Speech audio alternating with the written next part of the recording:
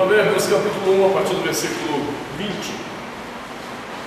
A palavra diz assim: grita na rua da sabedoria, nas praças levanta a voz, do alto dos muros clama, à entrada das portas e nas cidades proferem suas palavras. Até quando, honestos, amareis a necessidade?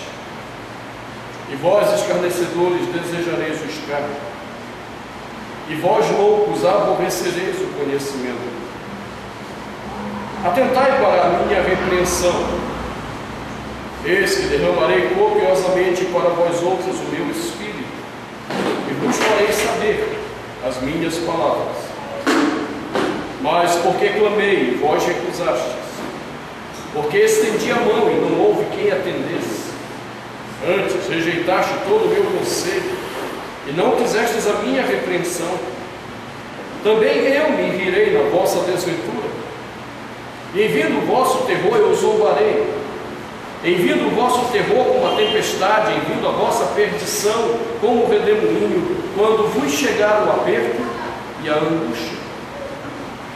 Então me invocarão, mas eu não responderei. Procurar-me-ão, porém não me hão de achar. Porquanto aborreceram o conhecimento e não preferiram o temor do Senhor. Não quiseram o meu conselho, desprezaram toda a minha repreensão. Portanto, comerão do fruto do seu procedimento e dos seus próprios conselhos se fartarão. Os nécios são mortos por seu desvio, e aos loucos a sua impressão de bem-estar os leva à perdição. Mas o que me der ouvidos habitará seguro, tranquilo e sem temor do mal. Palavra do Senhor, demos graças a Deus, oremos ao Senhor. Pai, obrigado por esse tempo de leitura da Tua Palavra. Cremos de todo o nosso coração que esse é um tempo rico, porque temos ouvido não somente a Tua Palavra, mas o Senhor nos dá a oportunidade de compreendermos, e compreendendo, o Senhor nos dá a graça de entendermos o desafio ao nosso coração. Temos ainda o Teu Espírito para aplicar essa palavra em nossas vidas, e então pedimos que assim o Senhor faça. Aplica essa palavra, Senhor, ao nosso coração. Não nos dê apenas o entendimento da letra, mas a vida que há nesta letra, para a glória do Teu nome, em nome de Jesus. Amém. Sabedoria. Penso que hoje a gente consegue fechar esse bloco. Nós estamos aqui persistindo, tentando entender um aspecto muito importante. As pessoas não pecam por ignorância. O pecado é algo que é bem conhecido do nosso coração. Podemos não saber formulá-lo corretamente, mas a sabedoria de Deus percorre o mundo todo, nos dando entendimento dos nossos pecados. Por isso que a gente observa, agora, sexta-feira começa a minha segunda etapa com mais um filho, para observar o pecador se desenvolvendo. A gente percebe desde cedo as crianças com seus pecados, quando a gente tem a noção correta. E é engraçado que, mesmo que não haja uma consciência conceitual de que elas estão agindo errado, elas sabem que estão agindo errado. No colo, elas percebem que estão fazendo algo errado. É só nós observarmos com a perspectiva correta. E de onde vem isso? Daquilo que Salomão está dizendo para a gente: olha, a sabedoria está em tudo que é lugar. Não existe lugar onde a sabedoria não esteja. Por isso nós somos indesculpáveis aos olhos de Deus. Então, a partir do versículo 22, nós vemos que ele aponta para nós o nosso problema. Nós amamos a necessidade, desejamos o escárnio e odiamos o conhecimento. Odiamos o conhecimento. dias eu tenho pensado, após o sermão de domingo, eu tive que dialogar com uma pessoa e disse: pastor, o que me preocupa na nossa igreja é que parece que há uma forte ênfase no conhecimento. Você tem alguma dúvida disso? Não há lugar nenhum na Bíblia que diga que as minhas experiências vão mudar alguma coisa na minha relação com Deus. Em lugar algum na Bíblia diz que as minhas experiências mudarão alguma coisa dentro de mim. Mas todo lugar na Bíblia é permeado pela ideia de que é o conhecimento da palavra de Deus que muda algo dentro de mim. Não são as minhas experiências que têm poder de transformar o que opera dentro de mim, mas é o conhecimento da palavra de Deus, porque, segundo o apóstolo Paulo, essas palavras que estão aqui, elas foram trazidas a nós com a vida de Deus. Então é óbvio, nós temos que dar ênfase nesse conhecimento mesmo. O conhecimento só não pode virar em intelectualismo, é outra história. O conhecimento que alcançamos da Escritura é um desafio para uma vida que seja agradável a Deus. Não pode virar intelectualismo, não pode virar bate-papo de boteco, gente querendo discutir doutrinas sérias das Escrituras em 5 minutos no bate-papo. Não, isso é agir de forma leviana com a palavra de Deus.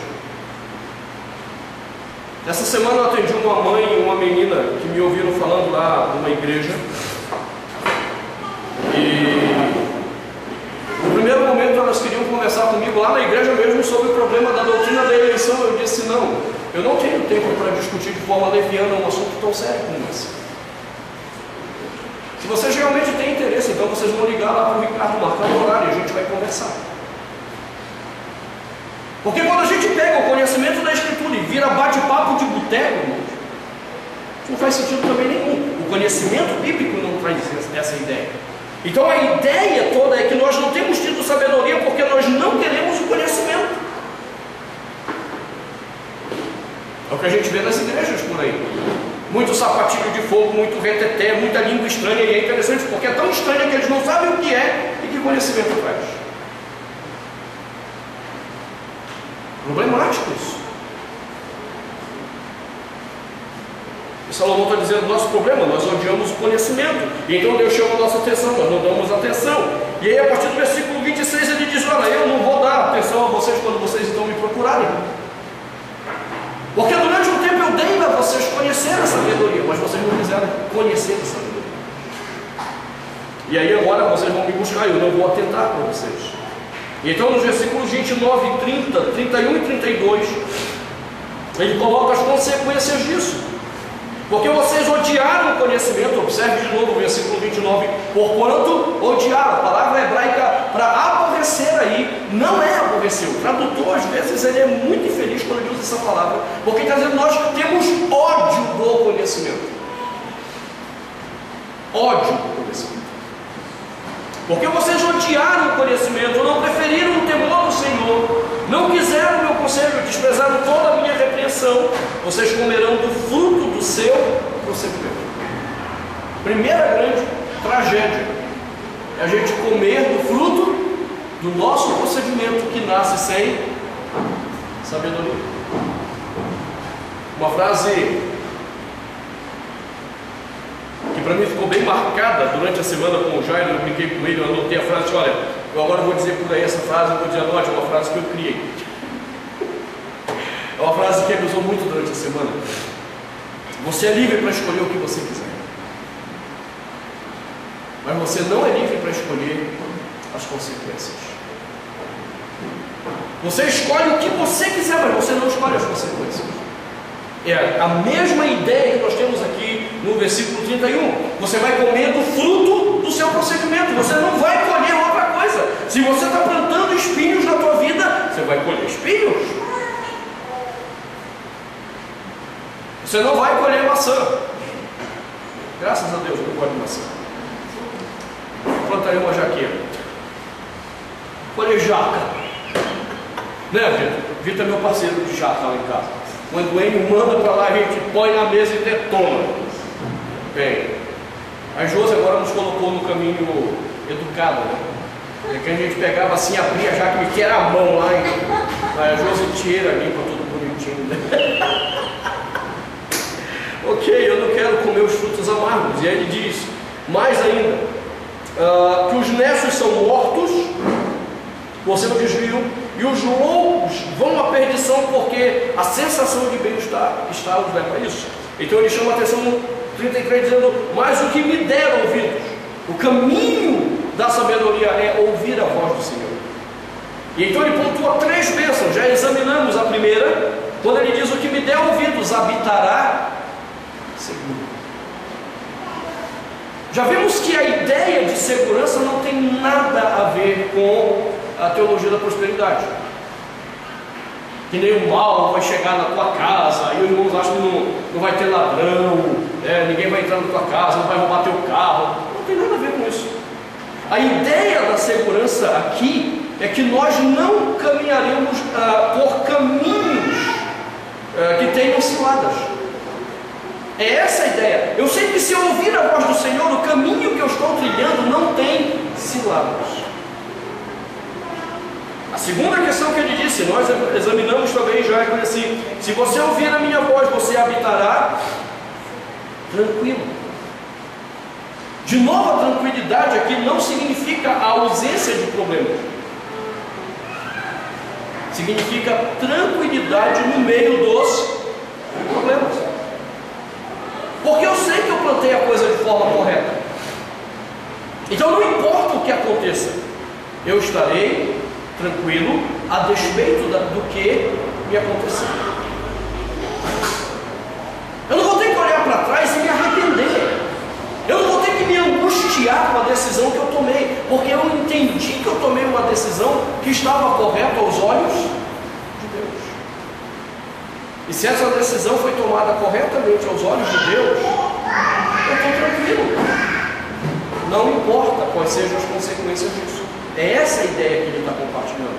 E então a terceira bênção, ele diz que nós habitaremos sem temor do mal. Sem temor. E aqui me entra numa outra questão bem interessante. O mal, no livro de Provérbios e em toda a literatura sapiencial, ela tem a ver diretamente com o procedimento para o pecado. Praticar algo que desagradará a Deus. Quando eu ouço o Senhor, eu ouço a palavra dele. Quando eu decido tomar decisões que estão em conformidade com a palavra do Senhor, a ideia de que eu esteja transgredindo algo que me fará mal não chegará à minha casa. Não chegará. De novo, a gente tem que olhar isso com o paralelo do versículo 8. Porque no versículo 8 ele colocou exatamente o grande perigo disso.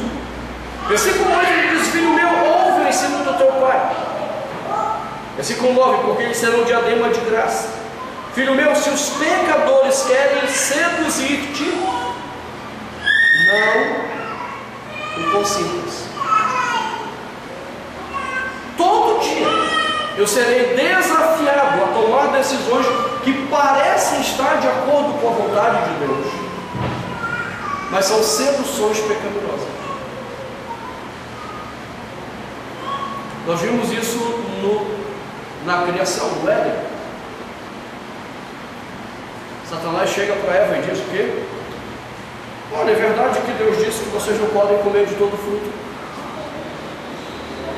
Então ele vem seduzir o entendimento que Eva tinha com distorção da palavra de Deus. Perceba como o mal começa a se aproximar numa decisão que parece estar em diálogo com a palavra. E às vezes a gente não atenta.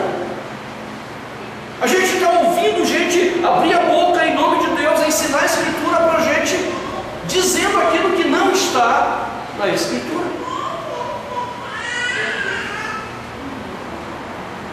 Mas seria aquela pessoa que uma vez ela mencionou alguma coisa, né, do tipo: olha, como diz a Bíblia, né, faz a tua parte que eu te ajudarei.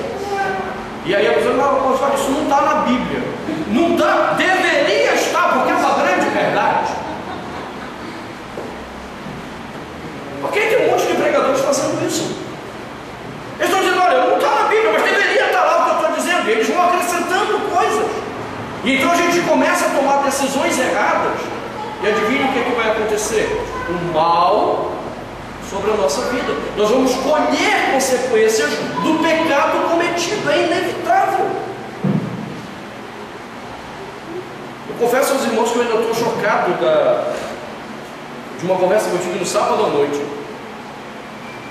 em que eu ouvi 2 testemunhos. Eu mencionei isso no sermão de domingo à noite, de 2 pastores de diferentes igrejas, que disseram para, um disse para o seu auxiliar, o pastor auxiliar, e outro disse para o membro da sua igreja: olha, se a gente ficar tendo que pegar tudo que está na Bíblia aqui, a gente não vai para frente. Se tudo que eu for fazer tem que estar na Bíblia, eu não vou conseguir andar. Você entende o problema? Nós queremos acrescentar coisas, e em vez de ouvirmos somente a voz do Senhor, nós ouvimos aquilo que não é a voz do Senhor, e nós não entendemos que ao ouvirmos aquilo que não é a voz do Senhor, e fomos levados a uma decisão errada, eu tenho que ter medo do mal mesmo. Tanto do mal por causa da consequência do meu ato, quanto do mal que pode vir da ira do Senhor. São 2 coisas bem distintas. Há coisas que Deus nem precisa mexer a mão. A consequência é natural. A desgraça é natural. Eu compartilhei uma vez com vocês quando eu comecei minha caminhada com o aconselhamento bíblico, tentando entender esse universo. Eu me inscrevi como conselheiro noturno lá de Luz para o Caminho, em Campinas. Eu trabalhava na madrugada, atendendo ligação de telefone. Tu imagina, era só bagaceira, era só gente querendo se matar. Eu disse: Jesus, por onde que eu comecei? E aí uma vez o cara ligou, querendo se matar, e aí ele falou: eu não entendo, meu irmão, porque eu aceitei Jesus e tal. Está ótimo, então você aceitou Jesus, não estou entendendo por que você quer se matar. Não, porque hoje eu recebi o resultado, eu tenho AIDS. E lembra-se da década de 90, a AIDS ainda assustava muita gente. E realmente não tinha o coquetel que tem hoje para controlar o avanço da doença. Não tem cura, mas hoje tem um coquetel aí que a pessoa vai tomando e vai vivendo. E a crise dele era: como é que Deus deixa isso acontecer comigo? Não, Deus não deixou nada. Isso aqui é o curso normal. Há coisas que Deus não precisa fazer. O mal vem por si só. Ele ouviu instruções erradas, padrões errados de vida. Ele teve uma vida promíscua. A gente conversando, o cabra era safado, tinha uma vida promíscua. Você queria o quê?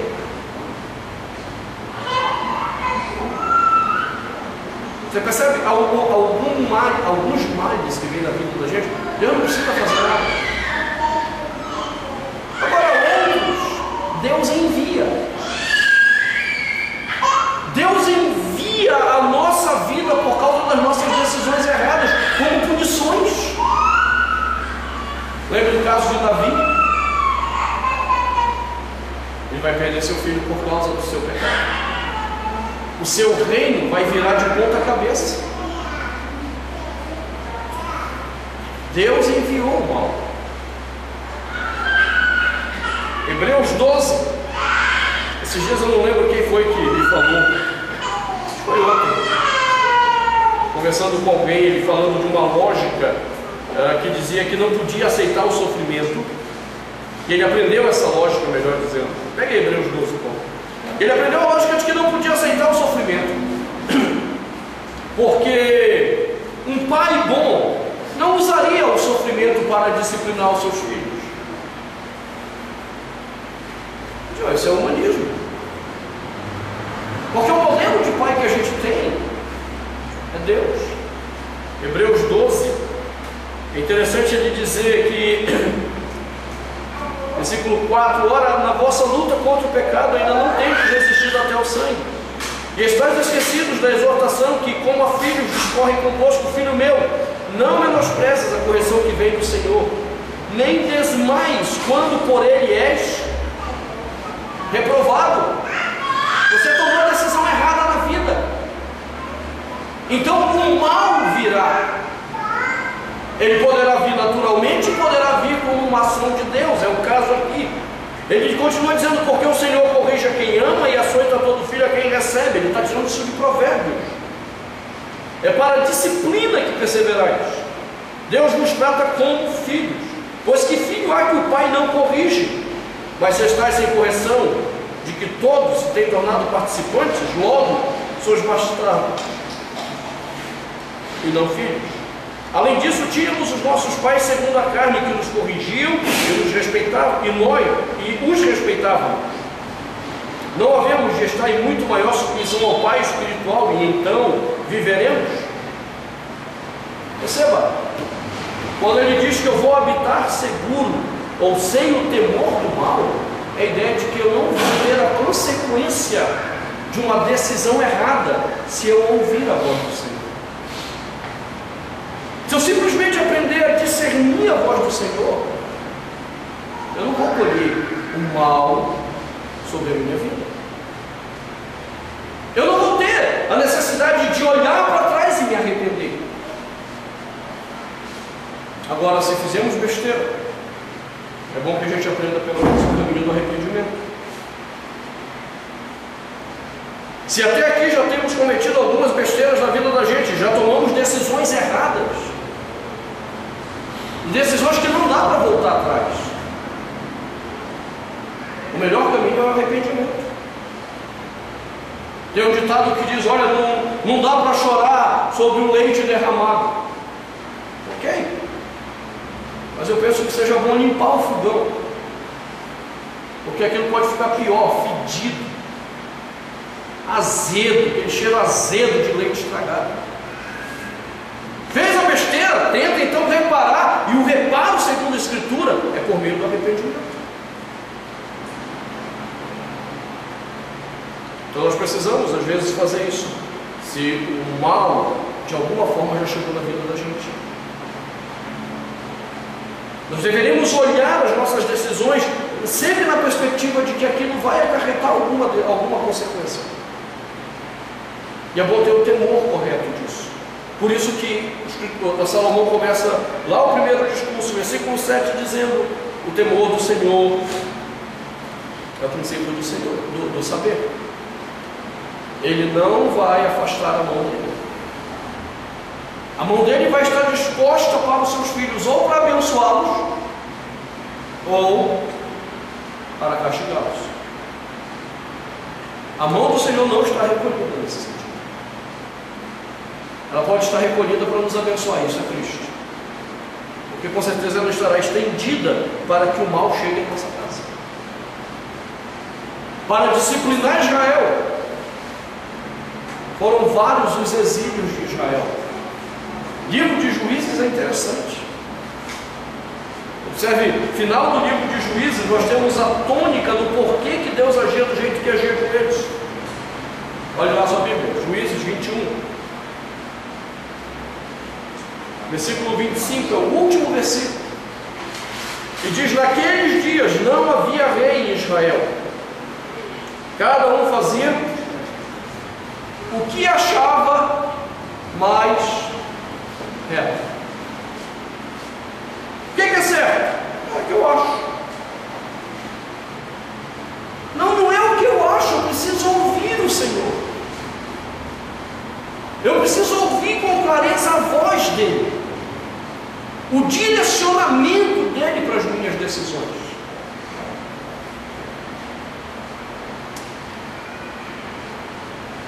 Se eu tomo decisões baseadas no que eu acho, eu devo temer. Porque pode ser que eu tenha tomado a decisão certa sem querer, e aí eu estarei livre do mal. Mas eu posso ter tomado a decisão errada, então o mal estará agindo contra a minha vida. Se eu ouvir a voz do Senhor, eu viverei na minha casa. E a ideia de habitar aqui nós já vimos também. Eu habitarei a minha casa sem temor do mal, porque eu estou ouvindo a instrução do Senhor. O que o livro de Provérbios tenta nos fazer é compreender algumas questões muito práticas sobre o ouvir a voz do Senhor. Então, de uma forma resumida, para que você possa entender o que ele vai fazer a partir do capítulo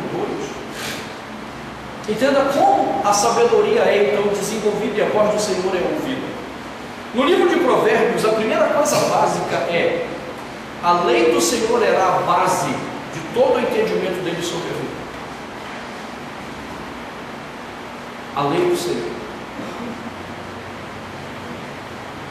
É interessante quando nós pensamos a Bíblia sobre a sua revelação, a lei do Senhor é a base de tudo.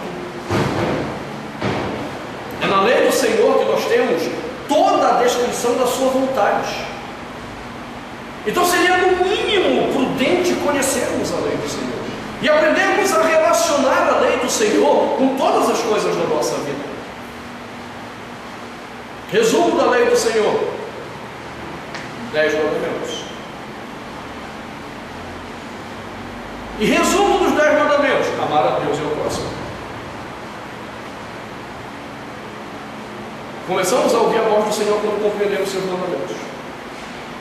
Não é à toa que Cristo vai dizer que aquele que me ama guarda os meus mandamentos. Perceba, você precisa conhecer a lei do Senhor, os mandamentos do Senhor, para que você aprenda a discernir suas decisões. Olha, isso aqui não está de acordo com a lei do Senhor, então ficou difícil. Isso não está de acordo com, então eu preciso ajustar. Vai ser fácil isso? Não, irmão, não vai ser fácil, mas a gente tem que ajustar. Nós vivemos numa cultura pecaminosa que nos disse que era normal um monte de coisa que não é normal aos olhos do Senhor, e você vai ter que ajustar. Houve uma situação de um aluno nosso que, após ouvir a aula do pastor Alex sobre mandatos da criação e a missão da igreja, o pastor Alex bateu na tecla do problema do dia do Senhor. Aí esse aluno chegou feliz e disse: olha, pastor, eu dou graças a Deus, eu já entendi esse assunto e eu não trabalho mais no domingo e eu posso ir à igreja e o meu comércio é tocado pelos meus funcionários. O Alex, você acha que você entendeu direito a lei do Senhor? O Alex foi reler com ele a lei. Aí o irmão entrou em crise. Foi marcar um horário comigo. Do tipo, eu vou pedir uma segunda opinião. Não foi nada feliz. Agora você entende? Ele precisa começar a ajustar. Porque ele tem uma situação errada aos olhos de Deus. Ele tem que ajustar para chegar ao que Deus quer na vida dele. Porque enquanto ele estiver procedendo errado, ele deve temer o mal mesmo que pode vir sobre ele. Não tem a menor dúvida. Nós temos que ajustar o procedimento.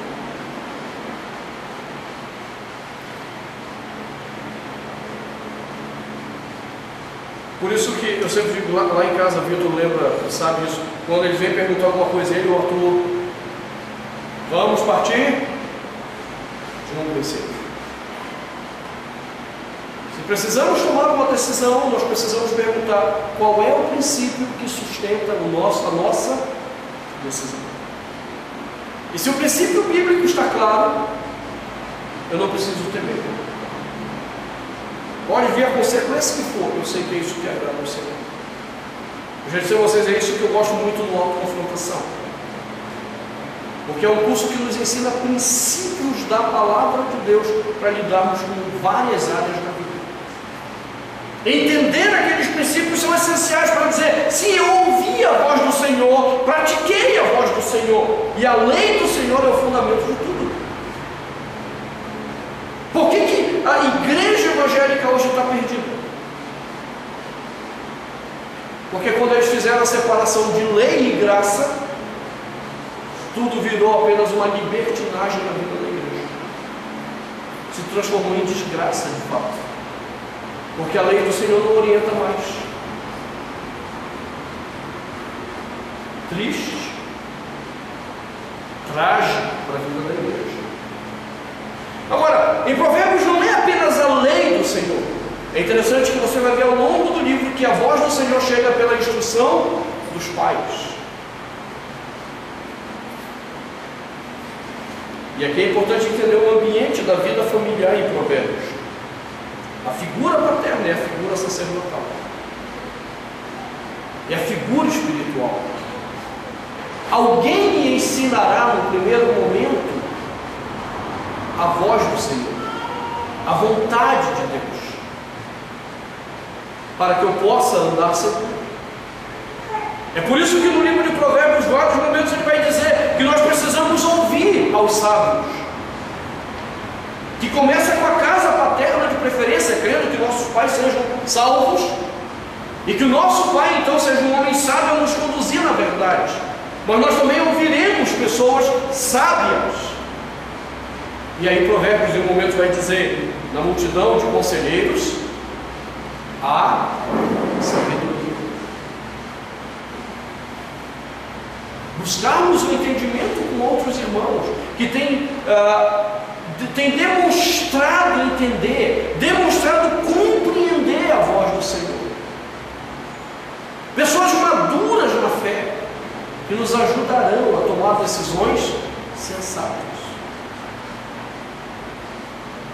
E decisões para todas as coisas da vida da gente.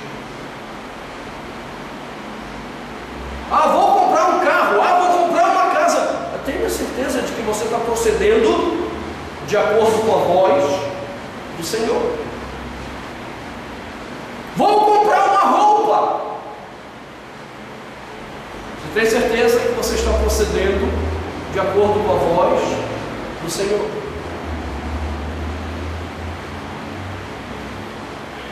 Antes de vir para cá, eu estava vendo um post que compartilharam de uma frase do Papa Francisco. Ele tem falado um monte de coisa infeliz, mas ele tem dito algumas coisas também bem interessantes. E nessa frase dele, ele coloca que quando a gente chega numa certa altura da vida em que a gente aprende a ser sábio, aí eu desconfio que tem pessoas que nunca chegarão nesse estágio, eles vão chegar velhinhos de cabeça, cabelo branco, e continuam pessoas embrutecidas por não terem conhecido a sabedoria.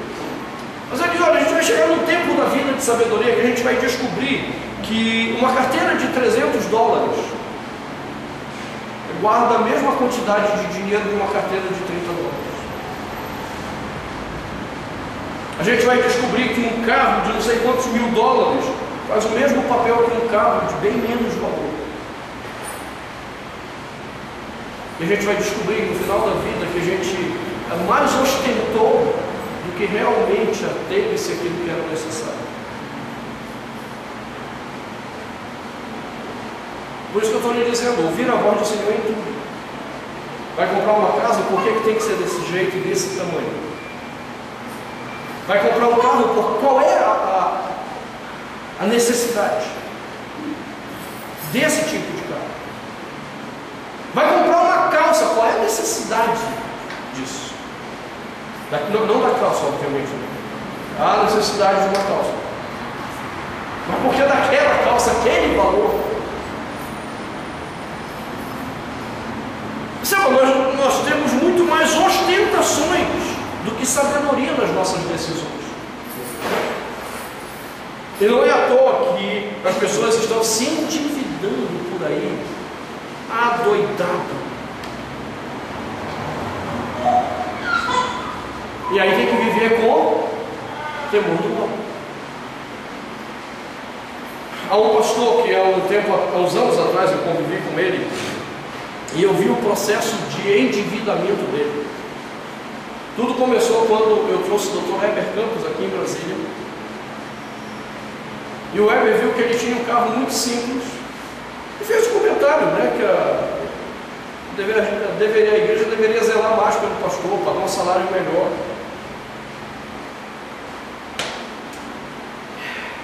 E aquele pastor começou a se incomodar com o carrinho que ele tinha. Aí ele trocou o carro e comprou eu lembro, um Fiat Uno, 36 prestações. Eu disse, bom, a lei de Deus já foi embora.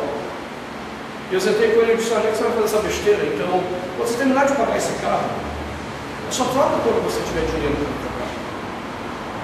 Não, ele não chegou nem na metade, ele já fez rolo naquele para pegar um outro carro, bem mais caro.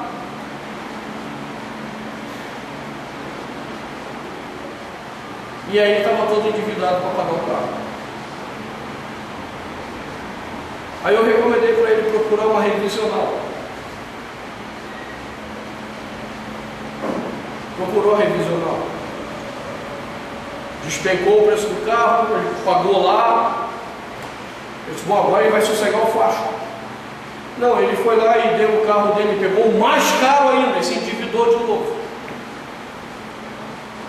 E um dia ele me liga pedindo para esconder o carro dele lá na casa paroquial, porque a justiça estava atrás do carro. Você entende? Esse cara tem que viver mesmo com o temor do mal. Por quê? Porque ele não ouviu a voz do Senhor, nem pela lei de Deus, nem pelo conselho dos sábios, nem pelo conselho das pessoas ao seu redor. Ele não quis ouvir.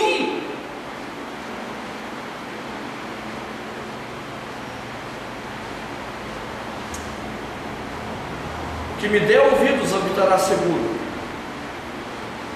O que me der ouvidos habitará tranquilo.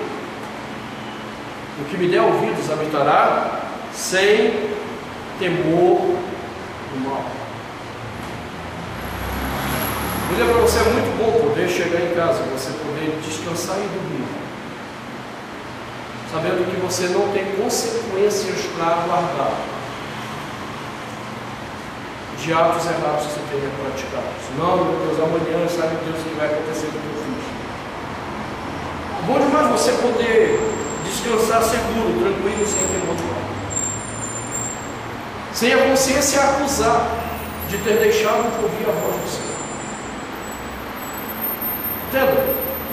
Não estou dizendo que você vai dormir sem ter pecado um único dia na sua vida. Pecaremos, mas estaremos atentos às consequências dos nossos atos. E isso nos livrará de todos esses males: insegurança, intranquilidade, temor do mal que nos vem. Habitaremos sim seguros, tranquilos e sem temor do mal. Assim diz a voz da sabedoria, se nós ouvirmos a voz do Senhor.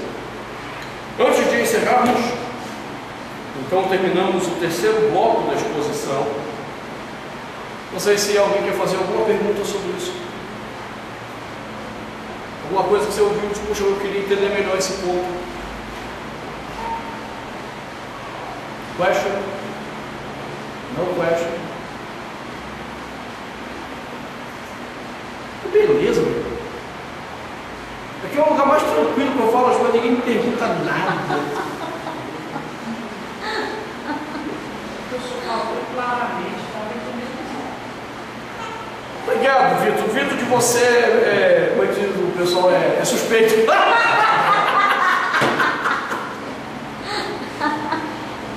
Amém, então. Vamos orar? Vamos ficar em pé?